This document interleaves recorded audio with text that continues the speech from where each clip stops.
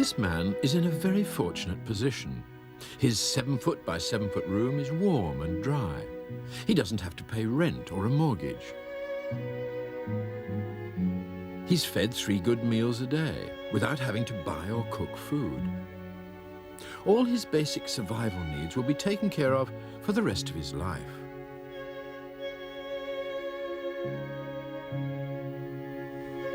But this man is a prisoner, and prison is one of the worst punishments society can bestow. Why? Because the human animal is not satisfied with mere survival. Our greatest rewards are obtained when we go beyond survival.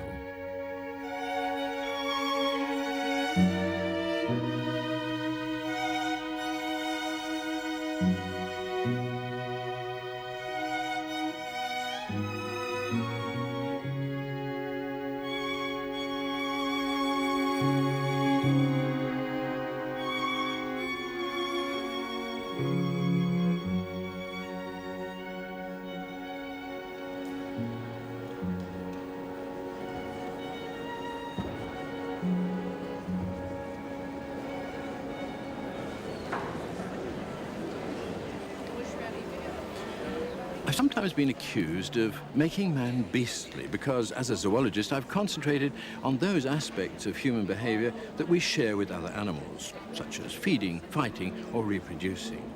Now, I've done this because I felt we've all too often ignored our biology and only stressed our great achievements, the things that separate us from other species.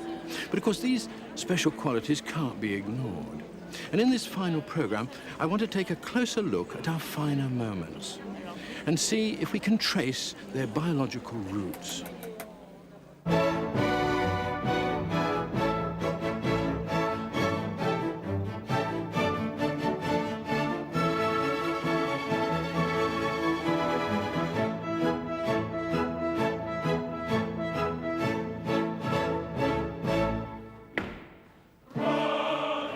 How can we explain, in animal behavior terms, strange activities like these?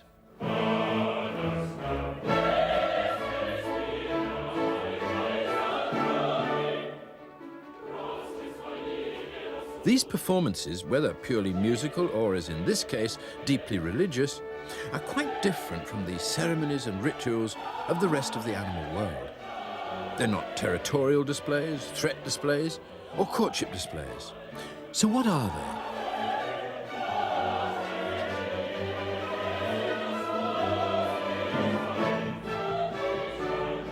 they? Even here, where there is an element of sexual display, the interest lies more with playfulness than with sex.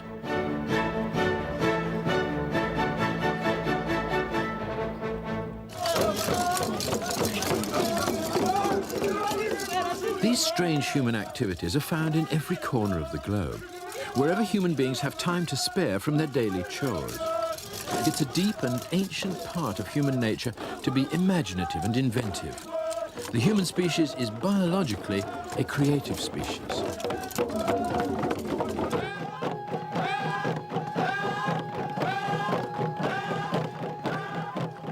Probably the oldest and most widespread way in which humans display their creativity is by decorating themselves. Nowhere is this more evident than among the tribespeople of Papua New Guinea. Using materials as varied as bird feathers, mud, correction fluid and sump oil, they create the most stunning display of body adornment found anywhere in the world. They themselves speak of the best displays as being glinting, shining or flaming. In other words, the opposite of dull and tepid. Their aim is for maximum uninhibited visual impact.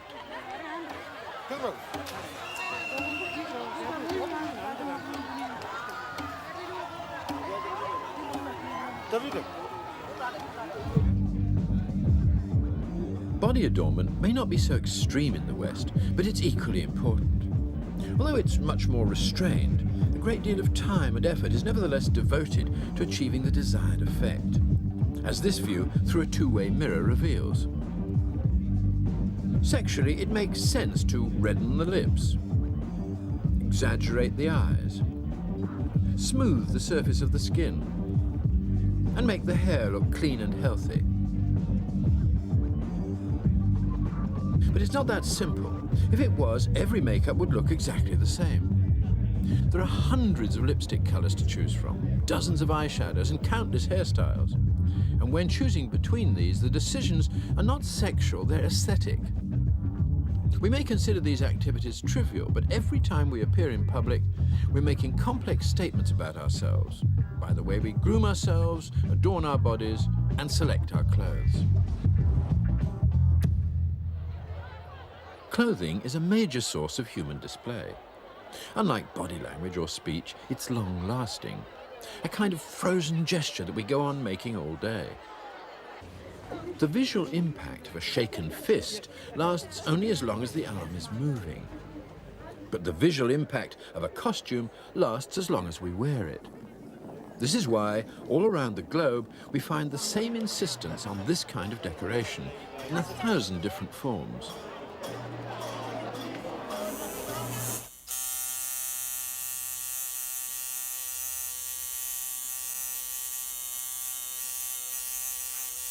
For certain individuals, an even more permanent form of body decoration is preferred.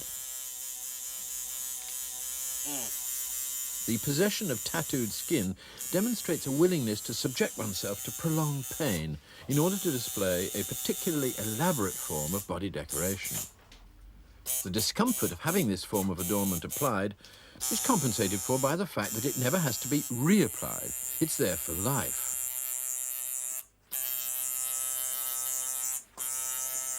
No one can ever steal this shirt off your back, and the laundry can never lose it.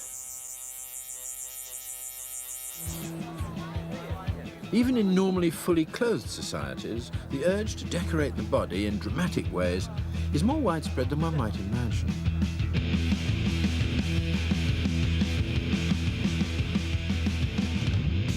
Because it displays the courage to suffer voluntary pain, and because for some it demonstrates intense, unchanging loyalty to the group, body mutilation has managed to survive even in modern Western societies. Beyond tattooing, there's actual body piercing.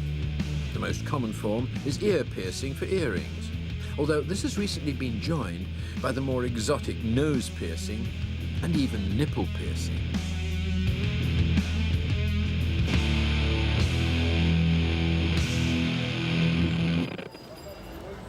Every time we go out on the town, we like to get dressed up. It makes us feel good.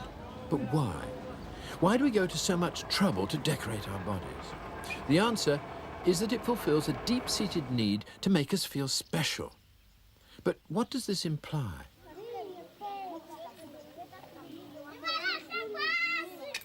Here in Africa, the Ndebele people are renowned for their elaborately patterned homes.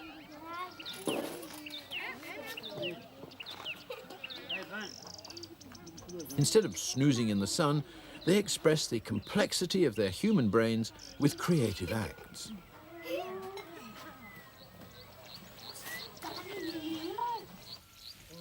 They spend hours painting and repainting their houses with meticulously executed abstract designs.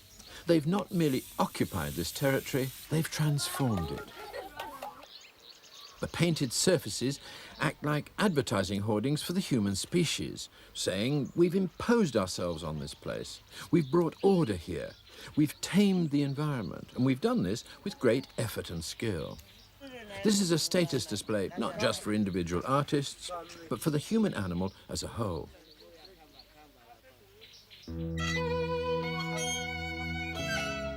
Occasionally, even in the modern city, there's a small rebellion against the dead hand of the city planners, and creativity forces its way back onto bleak urban surfaces.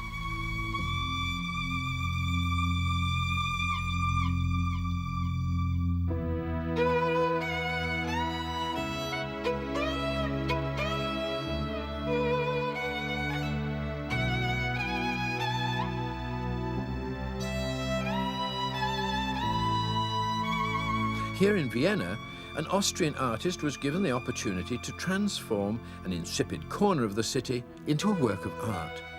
On the Hunterwasser house, each window differs from its neighbours. There are irregular lines everywhere, defying tradition.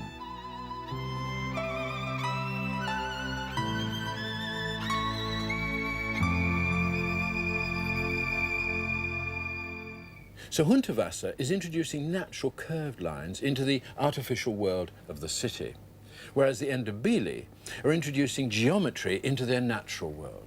The key to their creativity in both cases is contrast with the environment. Wherever you look, native crafts reflect this rule, geometric shapes being more surprising and therefore more special when seen against a rugged background. In the same way, this gentle landscape with its soft, natural lines, hanging on the wall of an austere, geometrically designed city boardroom, is made special by its deliberate irrelevance.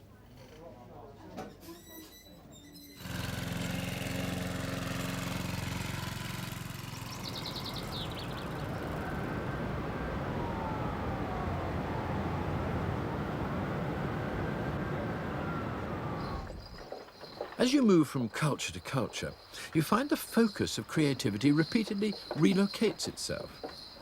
If it's not on the bodies or the buildings, where could it be? For many societies, it comes to rest on the local vehicles. Here in Sicily, it appears on the donkey carts, which are treated like precious icons. Every square inch is decorated with elaborate detail, involving many hours of painstaking labor.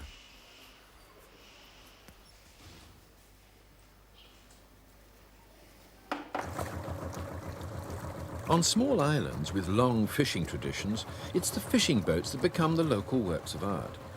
In Malta, the fishermen carefully repaint their boats every year. The local colour traditions influence the fishermen to make their boats look similar to one another, but each man also imposes his own personality on the paintwork. In fact, when I analysed the colour patterns of 400 of these boats, I found that no two are exactly the same. This principle of variations on a theme is one of the most fundamental properties of works of art.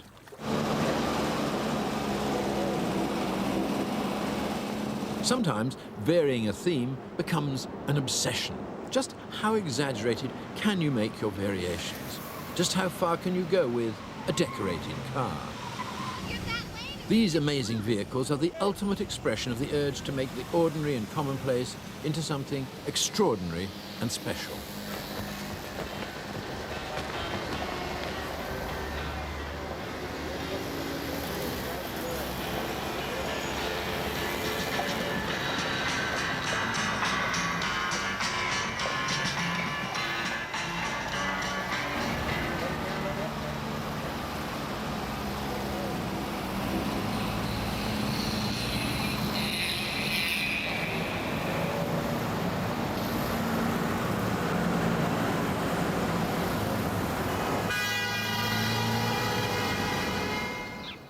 What about more reserved societies? Well, here in Britain, a vivid form of visual art does still exist, but it's found a new location. It's shifted to the gardens.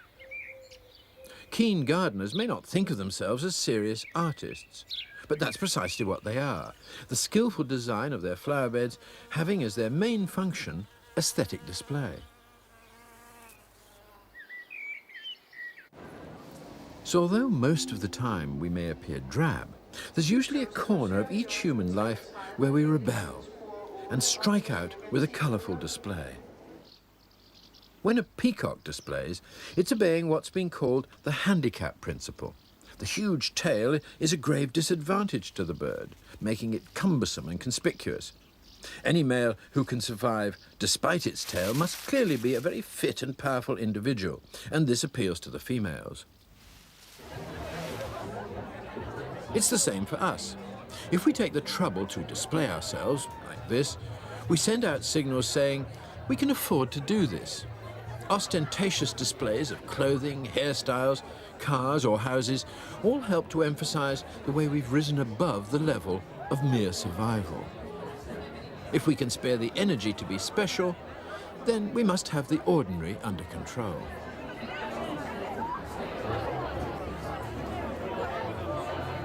Well, you may think this doesn't apply to me. I like to keep life simple. I'm not interested in all this arty, fashionable nonsense.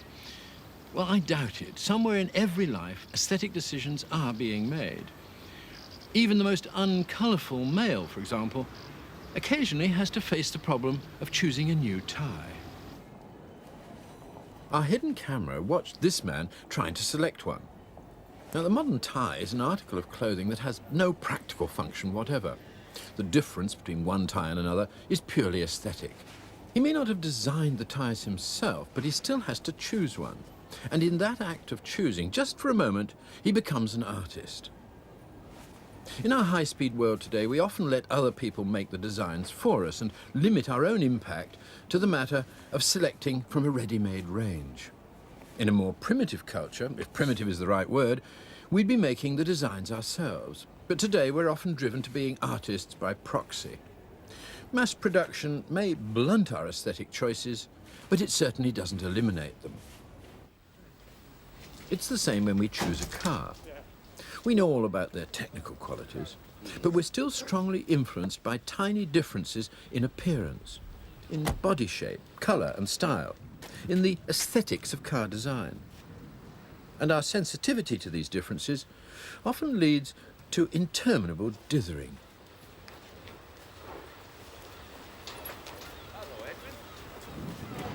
Again, when we spend ages studying a menu, what we're really doing is making aesthetic decisions about aroma, taste and texture. In fact, if we really stop to examine our behaviour, it soon becomes clear that we all make hundreds of small aesthetic decisions every day.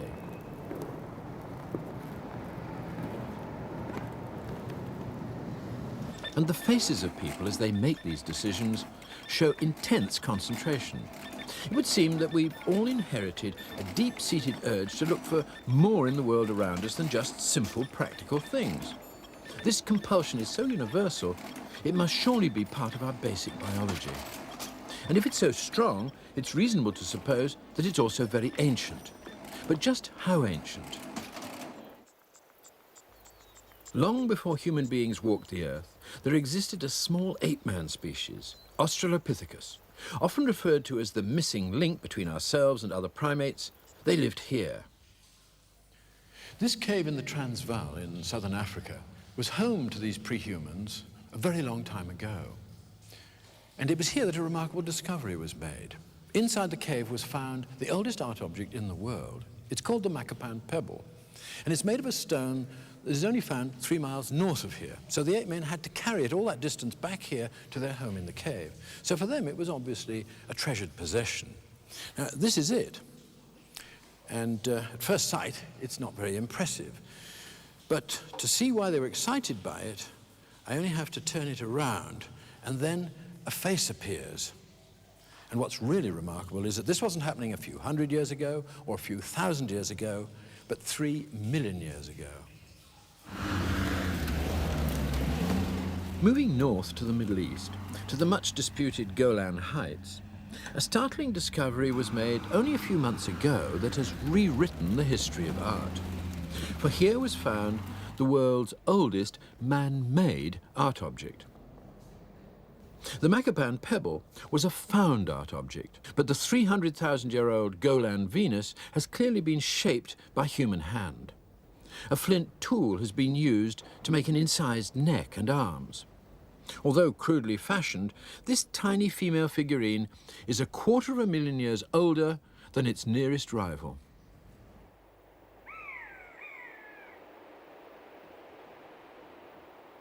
To find something more impressive, we have to jump forward in time to the exciting rock art that's scattered all over the globe.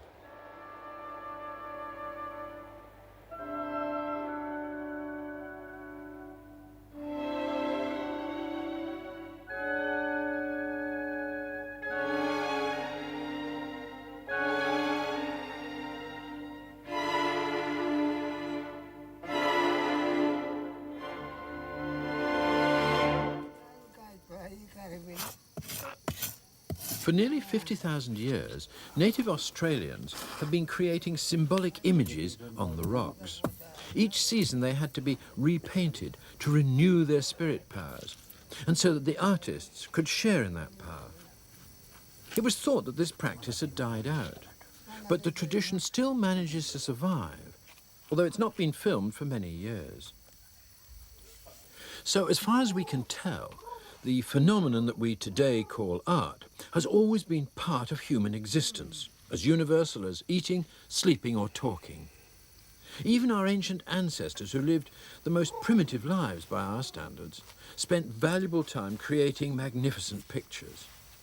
The fact is that creativity has always been an essential part of our makeup. But where did this ancient artistic impulse in human beings spring from originally?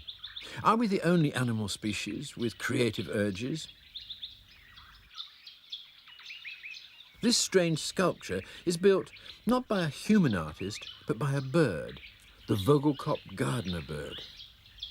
During the breeding season, the male clears an area of forest floor and constructs a remarkable woven hut from sticks and grasses.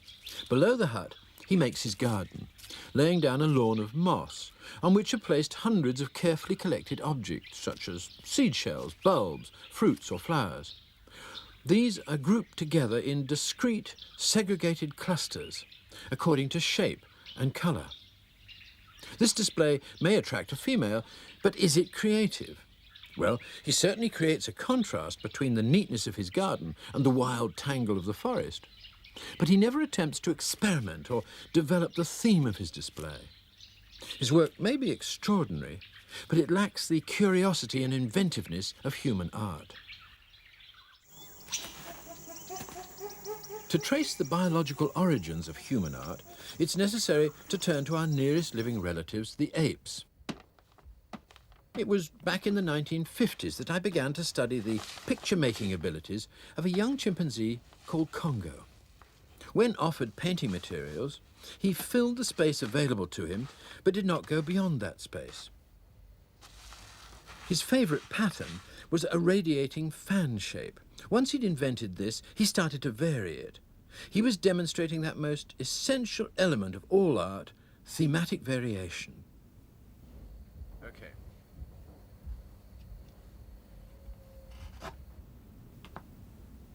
If a small square was placed in the middle of the paper, instead of spreading his lines out, Congo concentrated them in that region. And this wasn't a one-off accident. It happened time and time again. Even more remarkable, if the central square was placed over to one side, Congo balanced it with heavier markings on the opposite side of the paper. And if a square was placed at the top of the paper, it was balanced with markings at the bottom. So the chimpanzee has the beginnings of an aesthetic sense, and it's easy to see from this the primate origins of the art that we observe unfolding in our own human children.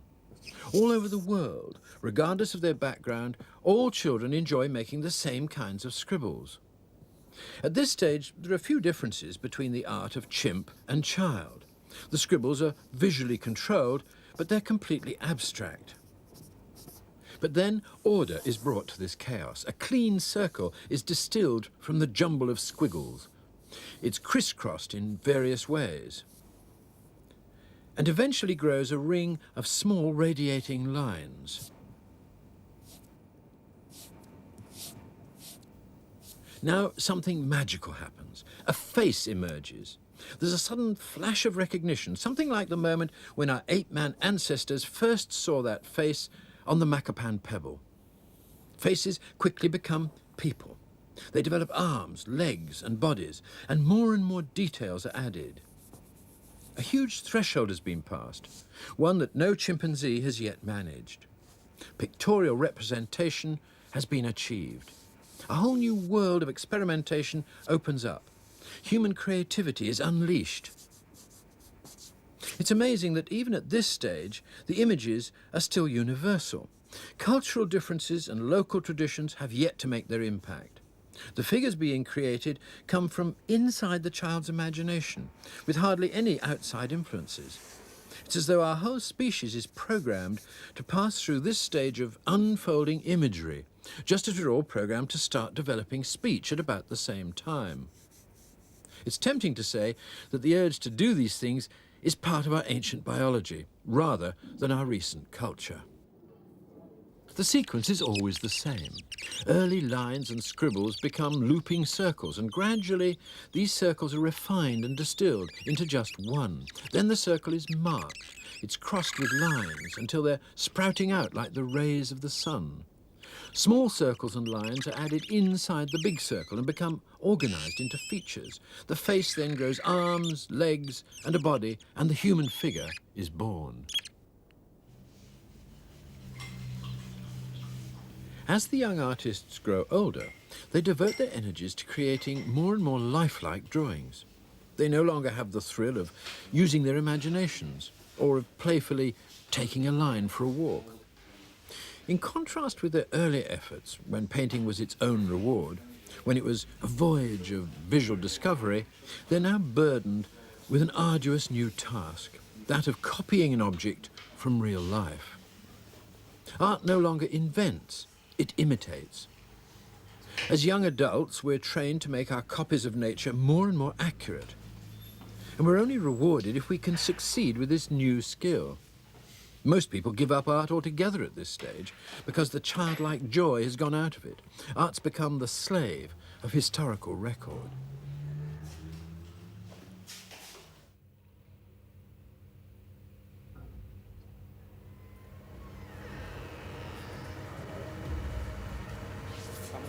Over the centuries, great art became more and more the brilliant work of the elite few.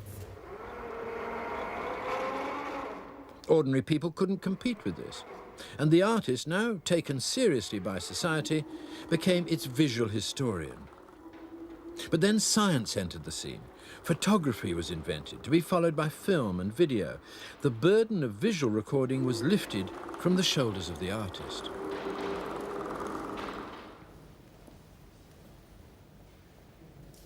As a result, 20th century art has gradually thrown off its representational chains and little by little has returned to the joyous visual explorations of the small child. But it's done this with an adult maturity and sophistication.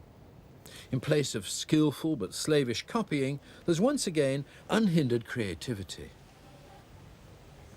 For some, steeped in earlier traditions, this has been a bewildering change of direction. But it's merely art returning to its imaginative, playful roots. And sometimes, this playfulness takes an unexpected turn. Thanks, you guys. Thanks, you too. Appreciate it. No, it's hard work. Checks in the mail. Straight into the side room. Looks good. And thank you, people. Yeah, appreciate it. Almost all mammals are playful when they're young, but their playfulness fades as they grow older. If they're well fed, adult lions, for example, never play. Instead, they sleep for 16 hours every day. This is a key difference from humans. Human children are just as playful as lion cubs, but their playfulness does not fade. It survives into adulthood.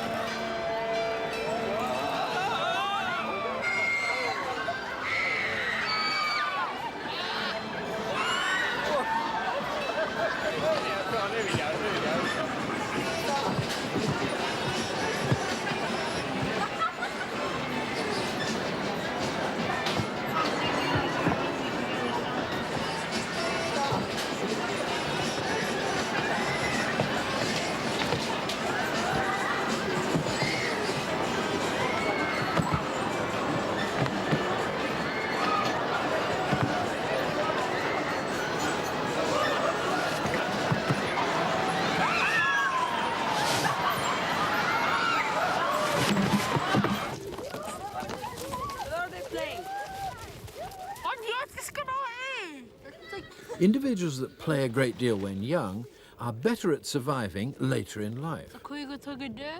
It's intriguing that so much of childhood play takes the form of prey-predator behavior, as though we feel the need to act out our ancient past.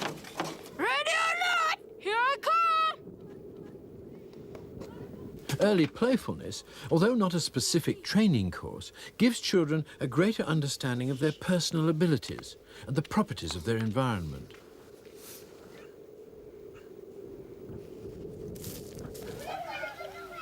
For the human child, a narrow, inactive life can be a disaster.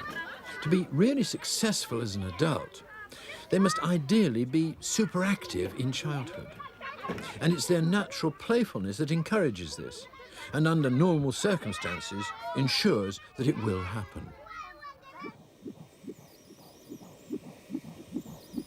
Incredibly, this playfulness begins in the womb. An ultrasound scan of this human embryo reveals playful actions even at this tender age. The baby is kicking its legs not for any specific physiological reason, but because it's playing with rhythm and with its body. So playfulness seems to be very basic to our species, and there are lessons to be learnt from this. One lesson is that as adults, when we're given a stimulating environment and a playful atmosphere, we perform at our best. This may sound obvious, but it's usually overlooked. The management at this Los Angeles advertising agency has, however, taken a drastic step and acted on this idea. Hey, there's an idea. Their young executives are surrounded by cuddly toys and games of all kinds. Their minds are encouraged to wander on the principle that most great ideas happen almost by accident. Clients are surprised to find the creative staff playing basketball while discussing multi-million-dollar campaigns. But these are techniques that, far from interfering with novel thought processes, foster them. Unfortunately, for most of us, the daily routine is far less novel than this.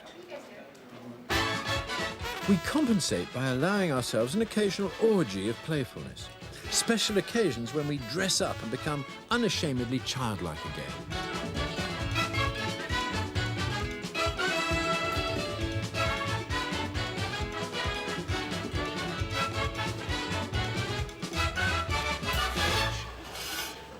In almost every corner of the globe, it's possible to find elaborate, time-consuming events that have little meaning other than to allow for an outburst of intense playfulness. The Finnish town of Rovaniemi enjoys an annual snow carving contest. These ice sculptures take days to create, and then, after they've been completed and enjoyed, they're simply allowed to melt away. Each environment dictates its own brand of adult playfulness. On a Dutch beach, the world's largest sandcastle, towering to a height of 70 feet, has been painstakingly constructed out of nothing more than sand and water. Here, adults have cheerfully stolen a typical children's seaside game and, by expending a great deal of effort and skill, have converted it into a kind of folk art.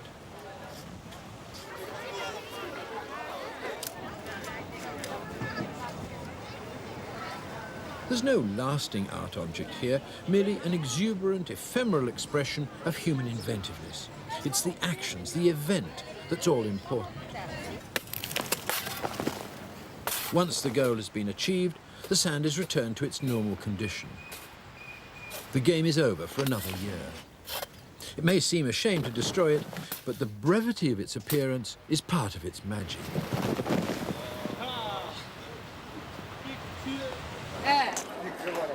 All over the world, adults refuse to leave game playing to the children.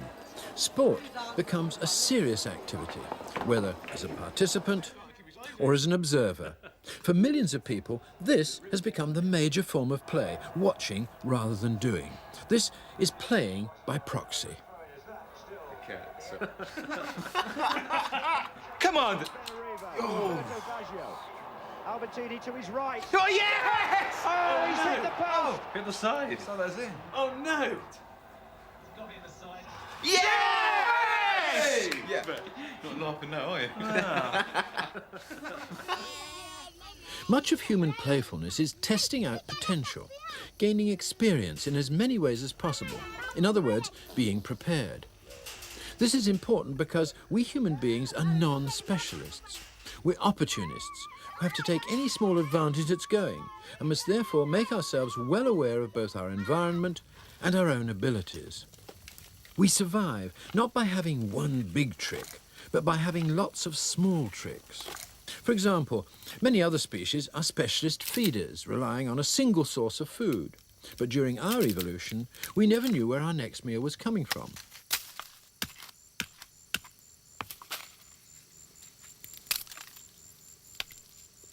We always had to be on the lookout for any new source of sustenance. In this way, we were able to adapt to almost any environment. But this often involved us in taking risks. For a risk-taking species, we're not really physically very well equipped. We're not protected by a hard shell, or a thick hide, or a shaggy coat. Our naked bodies with their soft skin and fleshy feet are exposed and vulnerable. But it's amazing what we can make them do.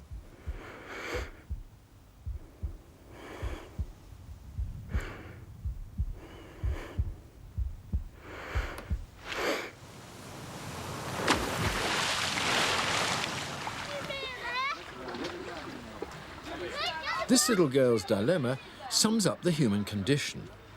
Under the watchful eye of her father, she's facing a new challenge. Part of her is desperate to jump from this high platform, even though there's no special reason for her to do so, while another part of her is scared to take the plunge.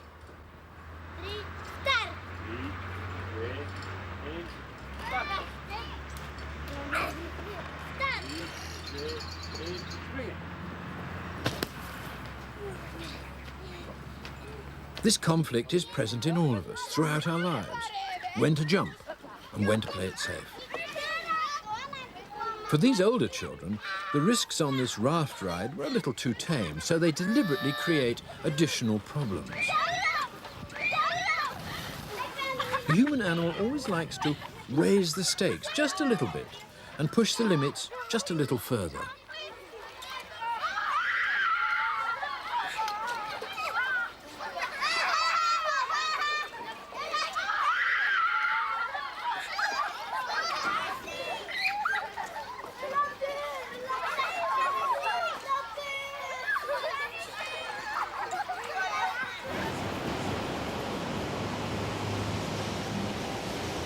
Acts of pure danger become the key to excitement for some people, like these train-riding surfistas in Brazil, who risk their lives just for the thrill of escaping death. Here one sees the playful face of human bravery and the urge to satisfy the human need to push experiences to the absolute limit.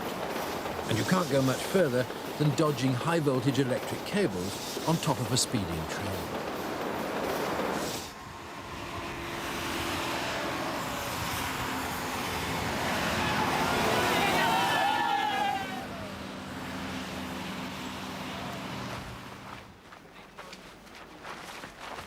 In recent years, groups have been formed with the express purpose of taking risks. The members of these strange clubs spend a great deal of time and money trying to devise new ways of risking their lives.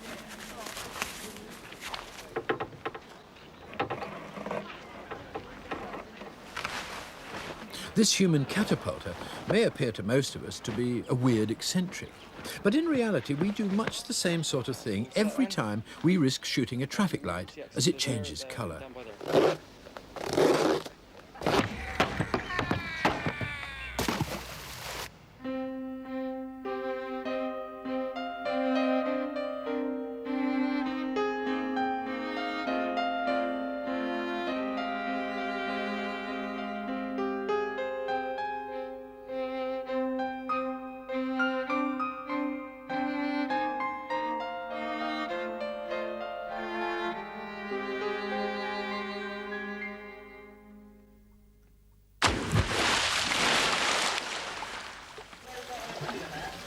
For those who fear taking physical risks, there are always alternatives available. In many countries, there are gambling halls where the minor risk of losing a little money can be enjoyed. The risk-taking in these pachinko parlors may seem monotonous to outsiders, but thousands of Japanese indulge in this type of dangerous living every day. Risk-taking is not a purely modern phenomenon. It's been a human preoccupation for thousands of years. For these Fijian firewalkers, deliberately risking physical pain long ago became elevated to the status of a religious ceremony. If a handkerchief were placed on these stones, it would burst into flames. To this day, nobody knows how injury to the soles of the feet is avoided in this ancient form of firewalking. This is risk-taking in its purest and most magical form.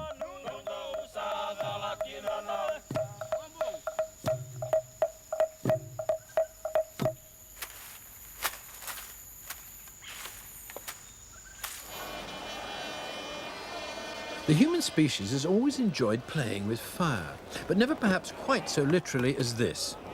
Surely the strangest game of football in the world.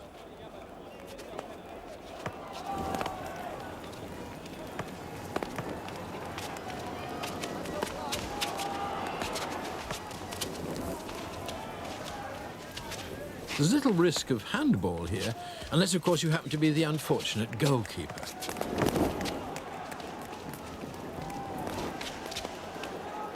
The game continues until at last the referee blows up for full time.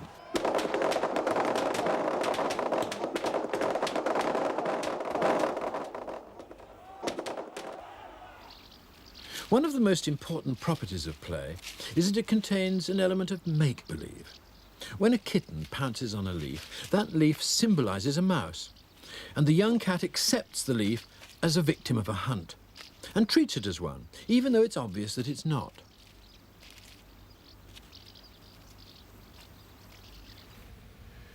When he was asked why he'd written the words, "This is not a pipe," underneath this particular image, René Magritte replied, "Well, you can't stuff tobacco into this pipe, so it isn't really a pipe at all." The point he was making is that the image is not the thing that it represents. We're all capable of making this symbolic equation, of letting one thing stand for another, of reacting to something as though we really believe in it, whilst at the same time knowing that it's only make-believe. This isn't just the basis of a great deal of human visual art. It's also the basis of words and literature. The word dog, for example, never bit anybody. And symbolic play is, of course, widespread in adult life. Whole industries are based upon it. When we go to the cinema, we're entering a world of pretend. Here, a hidden camera records the facial expressions of people watching a torture scene from a violent film. They know that what they're seeing is being performed by actors, but they clearly experience acute reactions to what they're witnessing as if it were real.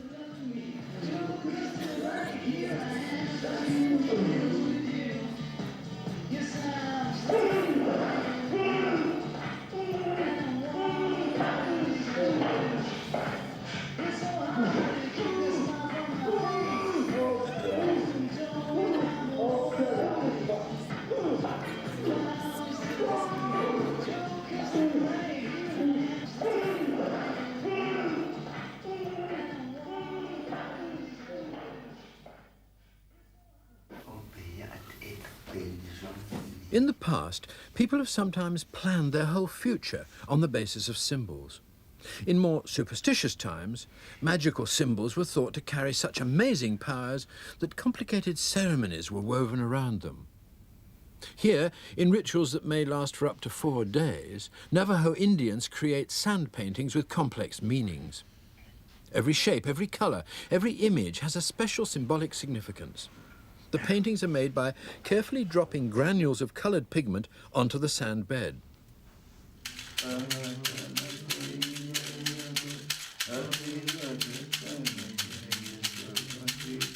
Once they've been completed, the individual who is the focus of the ritual sits in the center of the painting. With songs and chants, the magical images soak up her troubles and spirit them away. It's tempting to say, but these are only sand pictures. How can anyone imagine that they have real influence? But then, how can anyone imagine that an actor in a film is really being tortured? Once we enter the world of symbolic thinking, we become suggestible to an amazing degree. Whole mythologies have been constructed on the foundation of just a few symbolic equations. Whether they're true or false is hardly relevant. Their importance is in the way they transport us onto new planes of experience and release us into the heady world of brain games and mind play. As soon as our basic needs are satisfied, as soon as we've gone beyond survival, we're off and running. The naked ape should really be rechristened the creative ape. At our best, we remain all our lives childlike adults, ready at the slightest excuse to indulge in mature play. To many people, our greatest achievements are to be found in the realms of such pursuits as technology, medicine, politics, and economics. But to me, these are merely means to one of two ends, either better human survival or better adult play.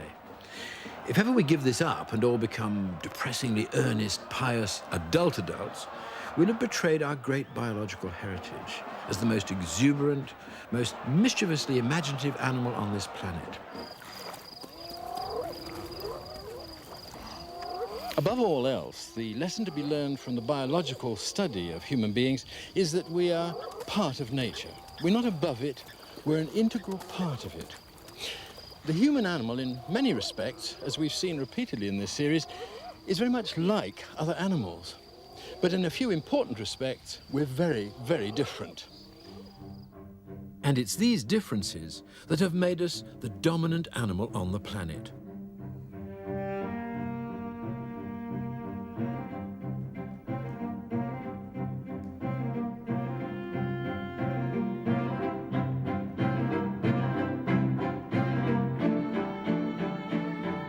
Of all the millions of species that have ever lived, we, the human animal, are by far the most extraordinary.